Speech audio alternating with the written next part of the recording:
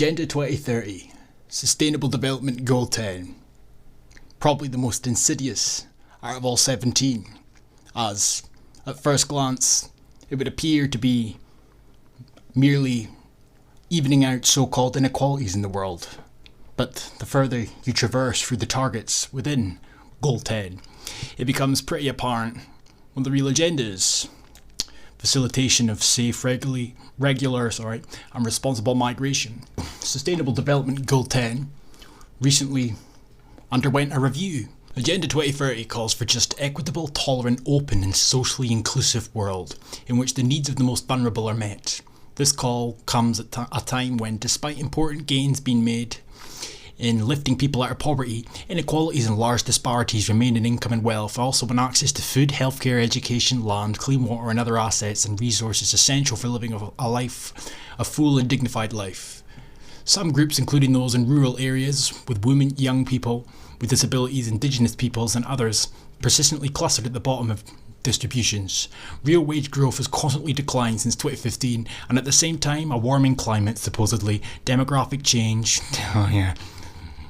decent work deficits, political crises, technological change and conflict risk exacerbating inequalities if actions are not taken toward equality in both opportunities and outcomes.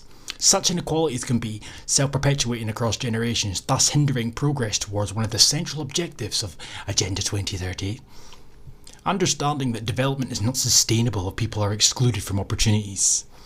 These 10 targets within SDG 10 cast a wide net to capture multiple drivers of inequality and to ensure that no group or individual is left behind, with 4 of the targets addressing within the country inequality across 4 targets address within country inequality across social, economic and political dimensions, aiming to expand prosperity, inclusion and social protection. 3 targets aim to reduce inequality among countries with attention to cross-border flows of finance, people and the distribution of voice in global institutions. 3 other targets focus on the means of implementation, leaving no one behind, reducing inequality and ensuring the inclusion of all, regardless of age, sex, disability, race, ethnicity, yada yada. SDG 10 encompasses the universality of Agenda 2030, in which goals and targets involve the entire world. Target 10.1 specifically aims to improve incomes at the bottom of the income distribution with a focus on growth for the poorest 40% of the population. While some progress is made on a country-by-country basis, within-country inequality has seen a global rise over the past 3 decades. Concentration of wealth at the top is an additional challenge, with Oxfam estimating 82% of the wealth generated in 2017 went to the richest 1% of the world's population. And you know what I find remarkable about that?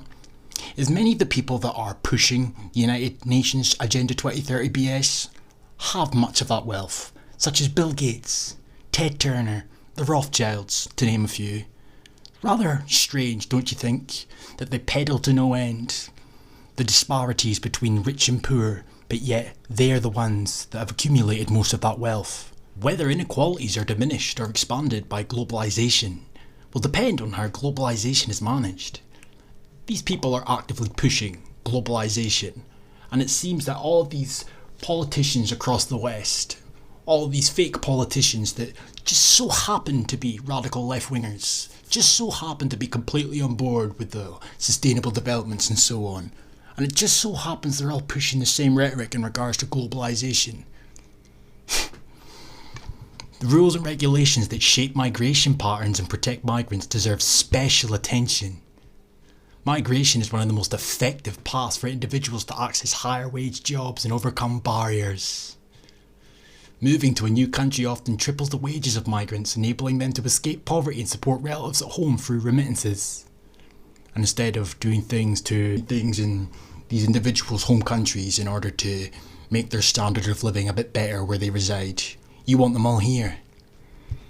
Countries receiving migrants can also benefit by filling gaps in skills, and of course, how convenient that we have stagnant, if not declining, birth rates. But there are formidable barriers for people to migrate, and there has been insufficient action to ease the movement of people across borders. Ease the movement of people across borders.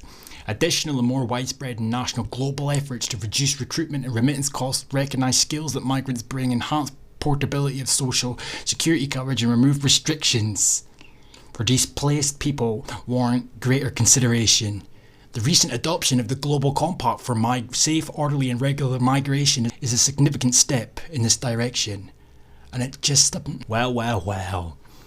Migration is also a concern for within-country inequalities, with more than 1 billion people living in developing countries having already moved internally. Developing regions with high urbanisation rates, rural migration in all its forms accounts for at least 50% of all internal movements.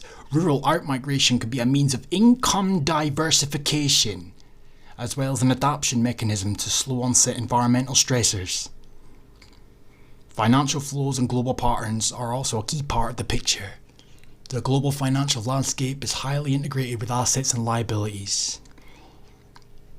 And of course, you then take into consideration the constant push for less children because of global warming, climate change, take your pick.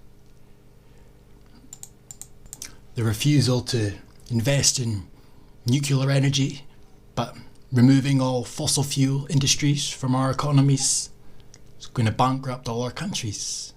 And then of course there's the elephant in the room, and that is the idea that we're supposed to